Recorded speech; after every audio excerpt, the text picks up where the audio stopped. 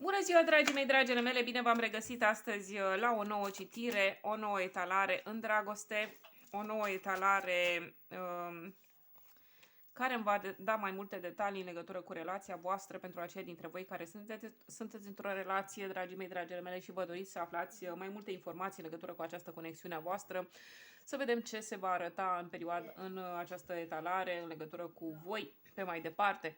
Sau pentru cei care sunteți singure, simt că și voi vă doriți să știți dacă această situație va rămâne la fel în perioada următoare pentru voi, sau veți cunoaște și voi pe cineva cu totul și cu totul foarte interesant. Sau pentru cei care sunteți în separare de partener, de partenere, simt că și voi vă doriți să știți dacă acesta sau aceasta va mai reveni în relație cu voi. Haideți să vedem despre ce este vorba aici. Iată că simt că există o persoană în viața dumneavoastră, dragii mei. Poate că voi nici nu știți de existența acestei persoane deocamdată. În sensul că s-ar putea, simt că este cineva, o prezență de ceva mai depărtată de voi, în sensul că nu este foarte aproape de voi sau nu este o persoană pe care o cunoașteți în mod nemijlocit, da? Poate că nu știți încă de existența acestei persoane, dar să știți că este cineva care vă urmărește de departe și în timp ce se orientează spre tine sau în timp ce își exprimă dorința de a fi cu tine, sau își va exprima dorința aceasta în perioada imediat următoare, simt că această persoană mai are și o altă opțiune în dragoste în aceste momente, da? Adică, iată, îl văd pe el sau pe ea foarte nehotărât sau nehotărâtă în momentul în care va trebui să ia o decizie, da? Ce este bine să facă pentru el sau pentru ea, să o aleagă pe cealaltă persoană sau să vină spre tine așa cum simte, așa cum îl îndeamnă sufletul să o facă. Da, din acest punct de vedere, draga mea, o să vorbesc așa la modul ca și cum tu ai fi o femeie, da, și această persoană este un bărbat. Bineînțeles că voi puteți să inversați rolurile dacă este cazul. Simt că ai captat atenția acestei persoane foarte importante. Este cineva cu totul și cu totul foarte deosebit, foarte important. Această persoană simt că conduce un imperiu și crede cu adevărat că tu ești specială, draga mea. Crede acest lucru din tot sufletul său și nimeni și nimic nu poate să-i schimbe convingerea în această perioadă și nici în perioada următoare nu va putea să-i schimbe această convingere, pentru că această persoană este decisă în acest moment să iasă din această stare de dezechilibru din viața sa, să iasă din acest impas care i-a fost destul de greu, pe care i-a fost destul de greu să-l depășească. Da? Spuneam, această persoană este posibil să mai aibă o altă ofertă în iubire și cealaltă ofertă în iubire se pare că este foarte importantă, la fel de importantă cum este și această persoană. Adică s-ar putea să vină din partea unei persoane care este cu adevărat foarte avută, foarte... cum să zic, are foarte multe resurse financiare, dar este foarte bine poziționată din punct de vedere social. Și din acest punct de vedere, aceste două persoane, să zicem că ar avea foarte multe lucruri în comun, da? Dar se pare că, din păcate, sau mă rog, poate din fericire, având în vedere că această persoană a ta va decide să vină spre tine în cele din urmă, se pare că cele două persoane, lucrurile pe care le au în comun sunt doar cele care privesc poziția lor socială și starea lor economică. Pe de altă parte, starea lor sufletească nu este deloc asemănătoare, dorințele lor, capacitatea lor de a face lucruri în viața lor, da, sunt cu totul și cu totul diferite, da, adică nu au aproape nimic în comun, nu prea au ce să împărtășească aceste două persoane, așadar această persoană care spuneam că este foarte interesată de tine în aceste momente pentru că nu poate să-și ia privirea de la tine, nu va face altceva decât să se orienteze spre tine pentru că este decizia spre care îl va orienta sufletul său, da? În perioada care urmează. Așadar, va depăși starea de indecizie și iată că vedem aici Cavalerul de bâte, dragii mei, dragile mele, o altă carte foarte interesantă care îmi spune că, într-adevăr, perioada următoare va fi foarte focalizată asupra dragostei, asupra acestei persoane din viața dumneavoastră care va intra în ipostaza acestui cavaler de bâte, dorind să-și exprime dragostea aceasta pasională față de tine, dragul meu sau draga mea mai ales, da, dacă ești femeie. acest personaj, acest bărbat va dori să-și exprime dragostea față de tine pentru că simt că nu a avut niciodată prilejul să aibă pe cineva cum ești tu, draga mea. Poate că tu, având în vedere că îl vei vedea pe acest bărbat, da, îl vei vedea ca exact așa cum îți va apărea, adică ca pe o persoană foarte realizată, foarte importantă, pentru că spuneam, nu este cineva oarecare, da, este o persoană foarte importantă care stăpânește un imperiu și conduce acel imperiu, da, adică o persoană cu spirit de întreprinzător și care este capabilă de foarte multe lucruri importante. Tu vei vedea această persoană în fața ta și nu-ți va veni să crezi că tocmai o asemenea persoană se arată interesată de tine, da, și vrea să te cunoască. În acel moment, nu știu, te vei simți poate lipsită de importanță sau lipsită de valoare în fața acestei persoane, dar, draga mea, nu te simți așa pentru că nu ai de ce, nu ai niciun motiv, pentru că tu ai valoarea ta și dacă această persoană a văzut în tine această valoare, a văzut în tine această nestemată, este pentru că tu chiar ești această nestemată, da? Nu trebuie să te îndoiești nicio clipă de valoarea ta, indiferent în ce poziție te afla și indiferent câte resurse financiare ai avea sau ce valoare ai avea, cum să zic, ce poziție socială ai avea, da, și așa mai departe. Pentru această persoană nu vor conta aceste lucruri, da, pentru că această persoană nu caută asta la tine sau, mă rog, la oricine altcineva, da. Ceea ce caută această persoană este echilibrul, este pacea, este această liniște pe care a văzut-o doar în tine, da? Pe care știe că tu o vei da. Vede capacitatea ta de a-l face să se simtă foarte bine, de a-l face să zâmbească, de a-l face să glumească, de a-l face să se simtă bine în viața sa, da?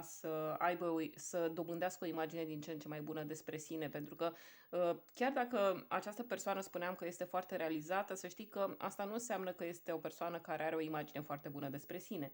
Da? Dimpotrivă, s-ar putea să aibă și el sau ea lacunele sale din acest punct de vedere și să aibă nevoie în continuare de o persoană care să-i fie alături și să-i spună, să-i amintească tot timpul cât de important este, cât de bun este, cât de valoros este și mai ales cât de valoros este din punct de vedere emoțional pentru tine.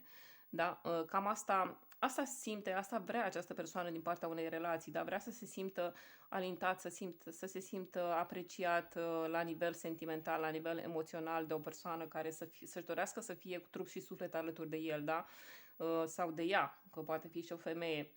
Această persoană, dragii mei, dragile mele, își va dori în perioada următoare să-ți ofere toată căldura sufletului său, pentru că simte că de aici vine restul de valoare pe care nu a putut să o cunoască până acum în viața sa. Da? Hai să vedem și următoarea carte. Wow! Iată că avem aici 10 de pentagrame, dragii mei, dragile mele, o altă carte foarte interesantă care îmi spune că, într-adevăr, această persoană nu doar că este o persoană foarte realizată, dar se pare că, exact cum am spus, această persoană conduce un imperiu în aceste momente, da? Dar în perioada următoare, având în vedere că tu vei decide să fii cu el sau cu ea, nu doar că veți conduce amândoi acel imperiu sau, mă rog, îl vei ajuta să conducă și mai bine acel imperiu, dar îl vei ajuta să construiască și mai mult, da? Și veți construi împreună, draga mea, da? Pentru că dragostea voastră va fi capabilă de foarte multe lucruri. Veți fi capabili amândoi de foarte multe lucruri importante și lumea vă va aprecia pentru ceea ce sunteți, pentru ceea ce voi reprezentați, pentru voi în primul rând și apoi pentru oamenii din jurul vostru, da? Pentru că simt aici foarte multă foarte mult capacitatea voastră și posibilitatea voastră de a vă încadra într-o anumită comunitate, într-o anumită tradiție din care au făcut parte poate și strămoșii voștri, poate și părinții voștri, bunicii voștri și așa mai departe. Se pare că toți acești strămoși ai voștri au fost oameni respectați în comunitatea din care au făcut parte și așa veți fi și voi, dragii mei, dragele mele. Simt că veți duce, din acest punct de vedere, veți duce această mândrie a faptului că faceți parte din neamul din care faceți parte mai departe, da? Și dincolo de toate acestea, dincolo de aceste realizări, dragii mei, dragile mele, iată că ceea ce veți avea în perioada următoare va fi această desfătare la nivel de familie, da, în sensul că vă veți împlini acest vis, da, veți avea familia la care ați visat, această persoană a sperat întotdeauna să aibă o familie fericită alături de cineva cum ești tu, draga mea.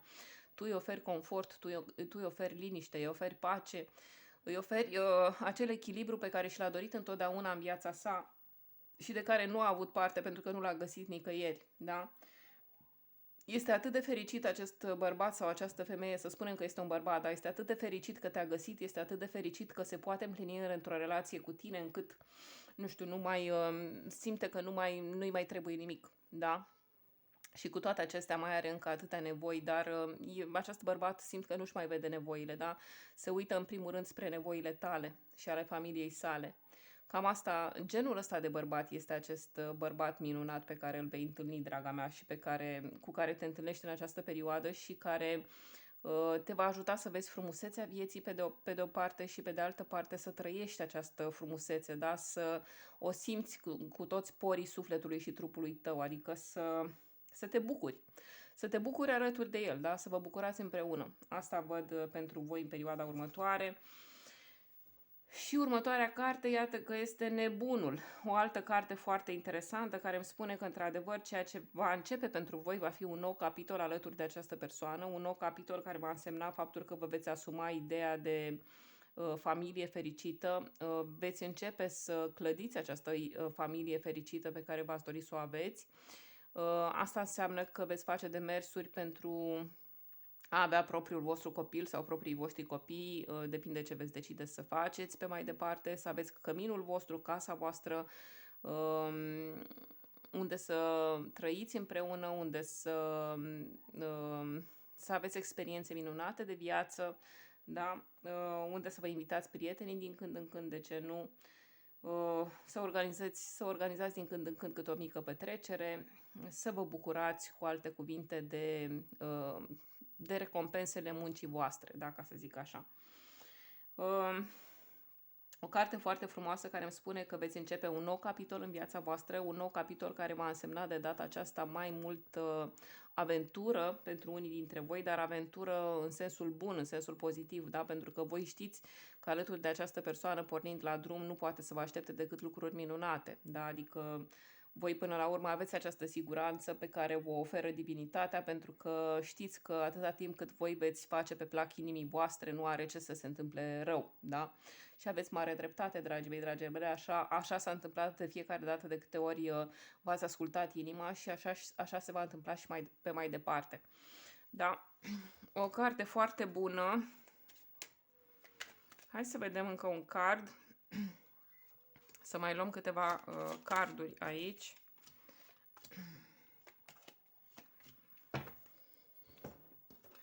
Iată că avem aici șaptele de bâte alături de doiul de spade. Se pare că această persoană, dragii mei, dragile mele, a trecut printr-o problemă, printr-o dificultate înainte de a veni spre voi, a avut o provocare în viața sa. Se pare că această persoană, cu toate că spuneam că este o persoană foarte importantă, să știți că nu este lipsită de probleme, nu este lipsită de provocări, a avut și el problemele sale în viață, este posibil chiar să fie avut la un moment dat anumite probleme de sănătate, din cauza faptului că a muncit foarte mult, s-a epuizat, a muncit până la epuizare și nu a mai ținut cont de nevoile corpului său. Din cauza aceasta, poate că s-a îmbolnăvit la un moment dat și a trebuit să depășească aceste probleme. Pe de altă parte, văd determinarea sa de a trece cu bine de o situație dificilă din viața sa. Această situație dificilă poate fi în legătură cu o persoană din trecutul său. Această persoană este posibil să fi trecut printr-un divorț de o persoană, mă rog, cu care a avut o experiență de viață destul de îndelungată. Acel divorț a însemnat o mare traumatizare pentru el sau pentru ea, pentru el să spunem, da, că spuneam că este bărbat, da, a însemnat această traumatizare, dar pe de altă parte a însemnat și asumarea unei dorințe, da, de a o lua de la capăt în viața sa. Această persoană nu este genul de persoană care să se lase sau să se fi lăsat vreodată doborâtă de probleme, de obstacole și așa mai departe. Niciodată nu s-a lăsat doborât, da? A opus foarte multă rezistență, s-a luptat cu problemele, le-a luat ca atare, le-a tratat ca atare și de fiecare dată a câștigat, da? A ieșit învingător sau învingătoare această persoană. Așadar, da, dragii mei, dragile mele, se pare că perioada pe care a parcurs-o în etapa din urmă nu a fost foarte ușoară pentru această persoană, a fost chiar foarte dificilă și faptul că a ieșit cu brio din acea etapă interesantă, din acea etapă importantă pentru el sau pentru ea, înseamnă posibilitatea lui de a-și da un nou restart în viață, da? Și iată, este cu atât mai bucuros sau bucuroasă acum,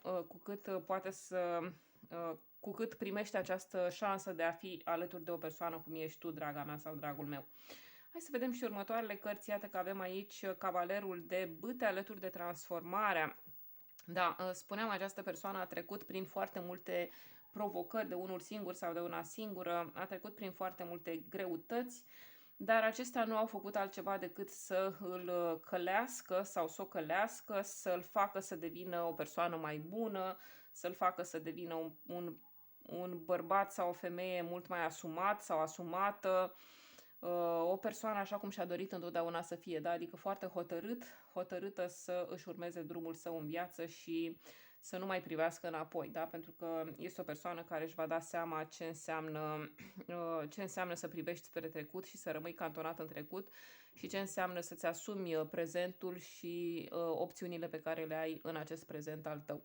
Da? Cam asta va face această persoană de acum înainte, își va asuma prezentul, își va asuma opțiunile sau șansele care vin spre el în aceste momente și își va transforma viața, da? Pentru că simte că a sosit momentul să o facă, simte că a sosit momentul să-și asume această responsabilitate față de viața sa. Da? Se va produce o schimbare în viața acestei persoane și nu doar pentru că se va întâmpla un eveniment extraordinar în viața sa care îl va pune față în față cu realitatea, dar pur și simplu el sau ea va lua această decizie că a sosit momentul să se elibereze, să privească spre înainte și să nu mai regrete nimic, da? Pentru că până la urmă regretând nu rezolvi nimic. Așadar, această persoană se simte acum eliberată de un trecut care l-a consumat probabil foarte mult, care a însemnat o provocare extraordinară pentru el, pentru sufletul său. Se pare că l-a epuizat, l-a slăit de putere acest trecut al său, dar pe de altă parte se simte bucuros și împlinit acum că este alături de o persoană cum ești tu, draga mea sau dragul meu, și este foarte, cum să zic, încântată de această șansă care i-a fost oferită de către destin. Hai să vedem și următoarele cărți. Iată că avem Zecele de Pentacole alături de Regina de Spade. Două cărți din nou foarte bune care îmi spun că, într-adevăr, următoarea perioadă din viața acestei persoane, din viața voastră, amândurora până la urmă, va fi asumarea unei perioade foarte bune din viața voastră, una dintre cele mai bune perioade pe care le veți avea vreodată în viață. Veți avea parte de abundență, de împlinire în cuplu, de familia la care ați visat, da? Vă veți integra din ce în ce mai mult în comunitatea din care faceți parte, da? Veți fi respectate pentru ceea ce sunteți, pentru ceea ce reprezentați în această comunitate și iată că vedem unul dintre voi, dragii mei, dragile mele, aparține unei zodii de aer, dragii mei, și această persoană simt că are un impact extraordinar de pozitiv asupra ta sau dacă tu ești această persoană dintr-o zodie de aer, vei avea un impact extrem de pozitiv asupra acestei persoane, în sensul că îl vei face să se simtă cu adevărat foarte norocos sau norocoasă că te-a întâlnit, da? Simt că și această persoană până la urmă are să-ți transmită destul de multe lecții importante pe care ți le vei asuma până la urmă, le vei învăța de la această persoană. De ce? Pentru că este cineva cu totul și cu totul care are o experiență extrem de vastă de viață și de la care ai ce să înveți, dacă bineînțeles îți dorești să înveți aceste lucruri. Este foarte important că în timp ce voi veți învăța și veți merge, veți evolua mai departe în această conexiune și în viața voastră pe mai departe, nu vă veți pierde niciodată simțul umorului, dragii mei, dragile mele, și vă veți bucura pe deplin de viața voastră, vă veți bucura de tot ceea ce puteți să împliniți împreună, de tot ceea ce puteți să aveți împreună, de toate lucrurile pe care puteți să le creați amândoi. Da? Pentru că de acum înainte nu trebuie să uitați acest lucru, veți fi un întreg. Da? Voi doi veți alcătui acest întreg. Hai să vedem și următoarele cărți. Iată că avem Nebunul alături de Cartea Egoului, cărți care îmi spun că, într-adevăr, în perioada următoare vă veți orienta din ce în ce mai mult spre o etapă plină de sens, în care veți renunța la iluzii, pentru că v-ați dat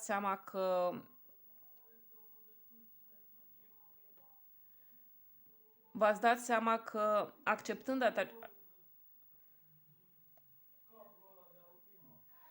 acceptând această situație din viața voastră, acceptând această șansă care vine acum din partea Universului, pur și simplu acceptați ceea ce poate să vină spre voi mai bun. Da, adică veți renunța la iluzii, veți renunța la dependențele pe care le-ați avut până în acest moment, veți renunța la tot felul de lucruri care au fost nocive pentru voi până acum, da, mai ales atunci când erați de unul singur sau de una singură, până să ajungeți la această relație care se va dovedi a fi cu totul și cu totul favorabilă vouă. Așadar, ceea ce voi veți realiza în perioada următoare va fi să treceți dincolo de ego-ul vostru și să materializați toate lucrurile la care v-ați gândit în ultima perioadă, toate acele lucruri care erau și sunt în continuare pline de semnificație pentru voi. Haideți să vedem și următoarele cărți.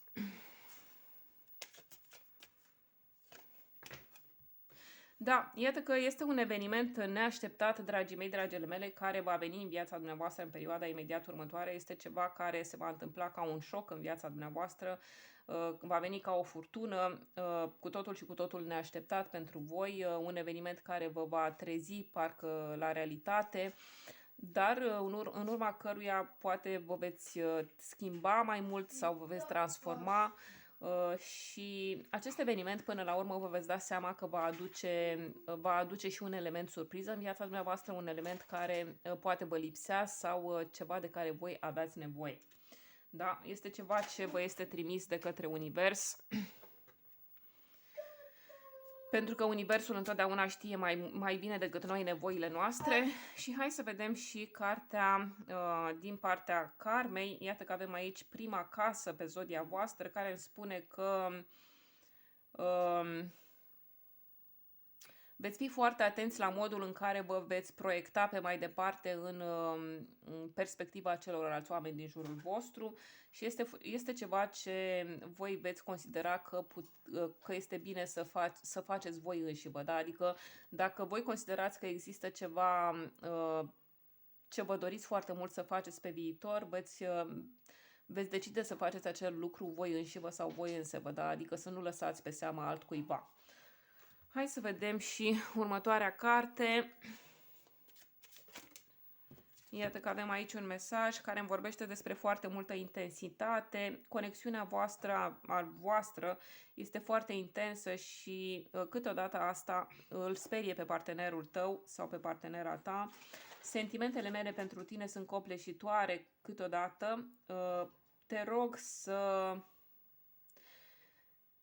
rog să ai grijă, luând lucrurile cu răbdare și mai încet. Asta mă va ajuta să mă simt confortabil cu schimbările care se întâmplă deja în viața noastră. Așadar, iată că cu toate că această persoană te iubește foarte mult și se simte foarte atras de tine, cu toate acestea își dorește să ia lucrurile mai încetișor, așa. Adică astfel încât să aveți răbdare. Și următoarea carte, iată că este cardul cu numărul 15, care aduce această cheie în viața dumneavoastră. Vorbește despre noi începuturi, noi direcții și noi aventuri care vă așteaptă pe toți aceia care veți renunța la trecutul vostru. Da? Așadar, spuneam, și această persoană, dragul meu sau draga mea, va renunța la trecutul său, nu se va mai gândi la acesta și, iată, făcând astfel, nu va face altceva decât să deschidă o nouă cale spre un nou orizont și să găsească cheia fericirii sale. Da? Bineînțeles, alături de tine.